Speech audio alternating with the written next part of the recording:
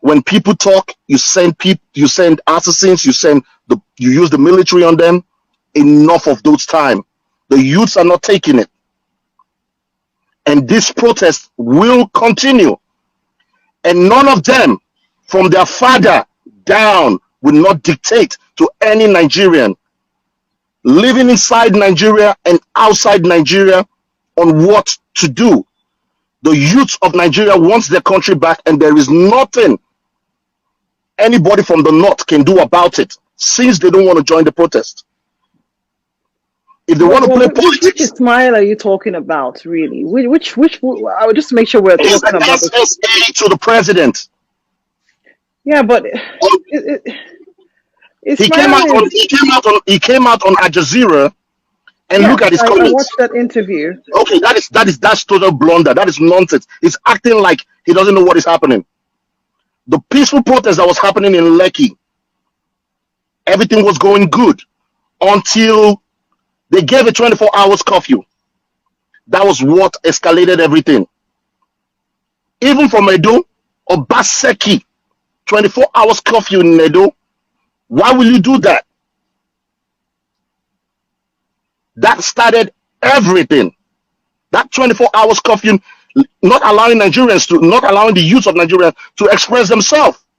They have the right to express themselves. For 60 years of failed government, I don't even want to talk about how the leadership is going or managing Nigeria. I'm talking about, first of all, the constitution. The constitution needs to change so it can favor everybody.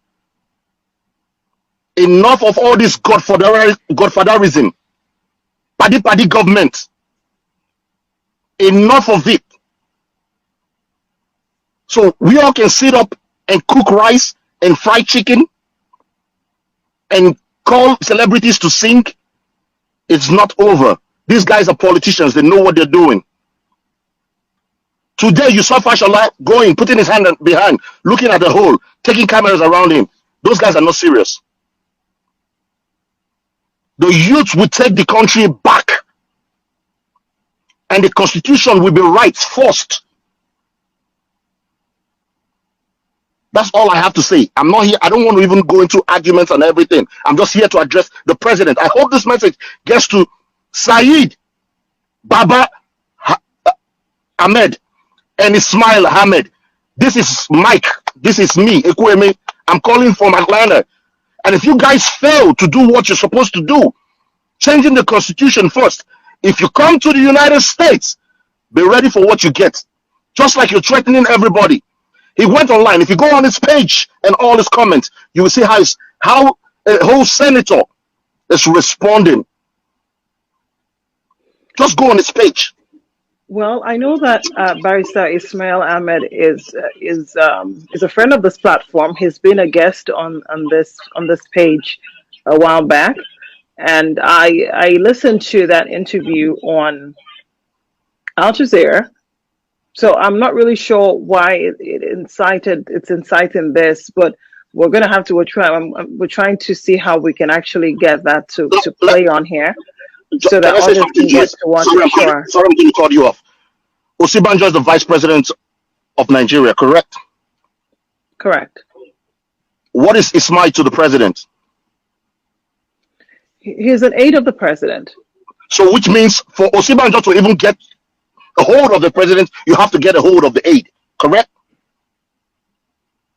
I don't know how that works. I don't know It's a system. How it works. It's a system in your house. For me to come close to you, I have to go through your security. I have to go through your maids or whoever that you appoint, or your aides. Let me use that word. Ismail is acting, he's just acting using a blind eye. And in 2023, he wants to come out and run for president on the platform of the youth. Oh boy, you don't deceive yourself. Make I tell you now. Do you know him personally? Do you know Barrister personally? Ismail is from Missouri, Kansas. Ismail, I'm from Wichita, Kansas. Okay. Ismail is from Missouri. So sometimes I send him a message, he turns a blind eye on it. And I send his brother his message, he turns a blind eye. These are, number one, they're Americans. They have the American mentality. But it's like they're putting tribalism over the real stuff. You go back home, you get brainwashed. You want to do the northerner thing. You play with people's life. Poor people needs help back home. That is what you're supposed to do. Osibanjo is the vice president. Vice president.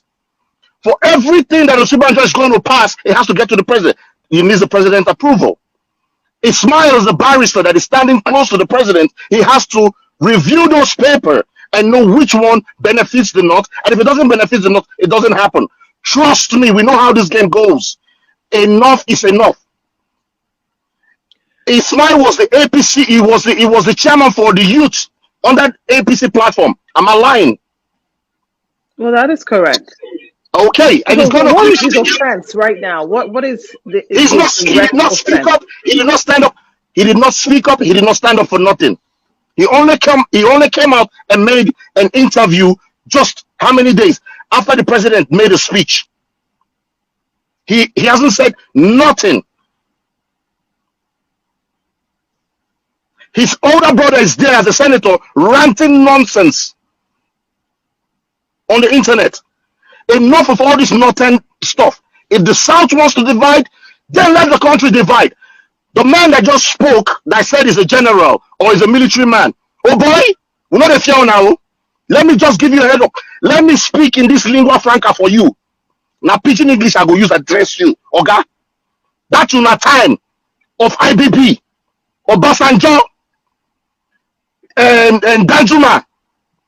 Go on. It don't go. That time don't go. Enough is enough. That constitution needs to be reformed, needs to be changed. The 1999 constitution, first, before addressing, the youths are keeping quiet. They're acting like they don't even know where to go again. The first direction to go is changing that constitution. You heard Gani Adams. Did you hear the speech of Gani Adams, right? No, not yet. That's okay. Please try and listen to Gani Adams. That is how learned people think. That is how a leader talks. We're not going back to the old system anymore.